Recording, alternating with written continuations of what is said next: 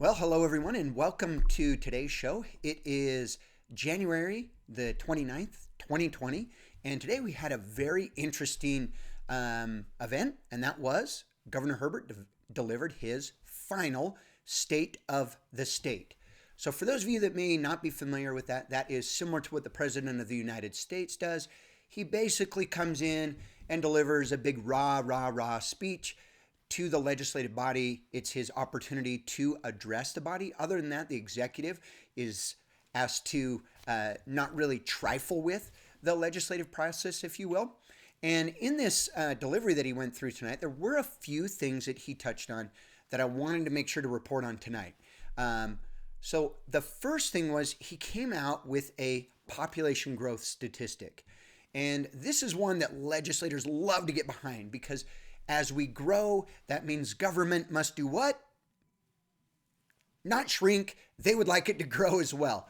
So he's coming out and saying that by 2065, we anticipate the state to be at 5.8 million population. With that, it's not like you're giving the legislature a blank check, but you're definitely letting them know more is coming. Let's get some bills. Let's get funding. Let's grow government, grow government, grow government. Right behind that, he came out with his environmental initiatives, and he really was pushing strongly for these, which leads me to believe we will see a big number of bills coming out. So as those get numbered and go through committees, expect this channel to be reporting on those. One of them had to do with doubling Frontrunner. So instead of a train running every 30 minutes, we could have one every 15, more clean air. And basically, as he termed it, making public transportation as easy as private. Let's stop right there just for a moment. Is this really the role of proper government? No, not at all. Look at one thing as an example, and that is Uber or any other rideshare program. That got introduced through a private means. Private citizens chose, and they said, wow, this looks pretty good for me. Somebody like myself, I said, not so much for me. I may use Uber, but I'm probably not going to be an Uber driver. Long story short, very successful, very well used, very well loved across the U.S., had nothing to do with government. Other than when government finds out about it, government got upset. And in the tax bill, they were actually calling for taxes to go against Uber rides. So again, choosing winners, choosing losers. Again, not the proper role of government, ladies and gentlemen. The other thing is that he did come out and he warned us. He warned us that we need tax policy changes. What does he mean by this? Well, once again, the legislators and the state of Utah loves to look at our tax base as the three-tiered stool. And if any one of those legs is off balance by just a little bit, oh my goodness, something insane might happen. We may not have the money that we need. And so they want to try to continue to fish that around. Now, the referendum process, we touched on that a couple shows ago, that at least woke them up. They knew that they had to repeal the bill or they were not going to be able to set their budget for the upcoming year. So they did that yesterday, as we already know. So what else did he have to say? He went through and he, again, paid homage to the fact that they're listening to Utahns. Yeah, moment of silence for that one, ladies and gentlemen. I don't really feel like our legislative body is listening to us, and I'll get to an important fact in a moment.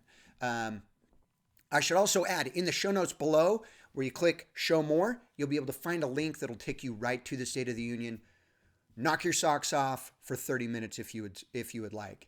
The other thing that we saw is that he wanted to pay a lot of credit to the legislative body for our strong economy. How does government grow the economy? Now, as a business owner and operator myself, they don't. They are cumbersome. They typically choose winners and losers. They decide where a business cannot go and would go, and so many different things. It drives me crazy when I hear elected officials claiming that by some act, they were the ones that grew and developed our strong economy? No, they didn't. No, they didn't. If they did anything, they probably just grew more government and in so doing created more jobs with our money, my money, your money. Is that the proper role of government? No. Moving on, he also talked about education. I don't think it would be a state of the state if we weren't paying homage, at least with our lips, to education. And he was saying that over the last 9 years, we've seen $2.68 billion of growth. Well, where does Utah rank according to this great nation? 51st. Dead last. There isn't any lower than that, ladies and gentlemen. We are last. Now, when you take that up to legislators, they want to say, well, what would you have me do? Like, we would have to collect so much more money from you in order to benefit the children of the state of Utah. And I've never been one to really agree with this idea of bringing the toddler out as a defense for my actions. And so education was right at the forefront. Now, one thing that we should be very well aware of is guess who is listening to this? The Democrats. In fact, in the show notes below, you will see a YouTube video where Democrats actually pre-recorded their responses to this. And guess what they spoke all about? It was a huge focus on how Democrats listen to the people, how they have always listened to the people, how the tax bill was something that they unilaterally opposed, which they did. They were continually stating during that special session how they had listened to their constituents and they would be opposing the tax bill.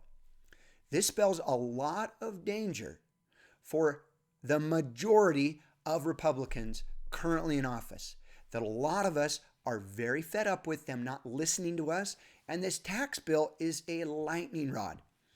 This is also problematic because do we really want the ideals that typically come along with the Democratic Party ruling the state of Utah? I'll let you guys decide that one. The last thing I wanted to touch on, what have the legislators been up to? Well, they passed one bill today out of the House in their 40 minutes. Other than that, they are knee-deep in their Appropriations Committee. Now, what does that mean? Well, appropriations is basically just a way for legislators to take money and credit it onto the balance sheet. So if you're familiar with basic accounting premises, what that means is we're taking our $20 billion, which again, we don't have because a lot of that money is coming from the federal government. Small issue there. But anyways, we're going to take all of that money and we're going to start crediting it to a variety of places. That way, once the budget comes out and we say, well, we've appropriated $250 million and we only need to spend $250 million. And there you go. So that's what's currently happening up on the Hill. They are knee deep in it, ladies and gentlemen. Like we spoke about on Monday, just a couple days ago, the governor released his enormous budget, growing government at a huge rate. And we, the people, need to be aware, where is that going? What is happening? Every single legislator that is elected sits on at least one committee of appropriations. Some of them many. Some sit on a few. And with that being the case, we need to make sure that our voices are being heard and that people that are elected hear our voice. They know where we stand. They know where we're tired of overspending. They know where we want emphasis to be placed. So look into that. I've also placed a couple links below, mostly because I thought they were just hilarious, to be honest with you all. 6 years ago, the legislative body came out and actually defined the appropriation process and committees. Check it out below. I hope you enjoy it. We'll see you guys tomorrow. Thanks so much for watching.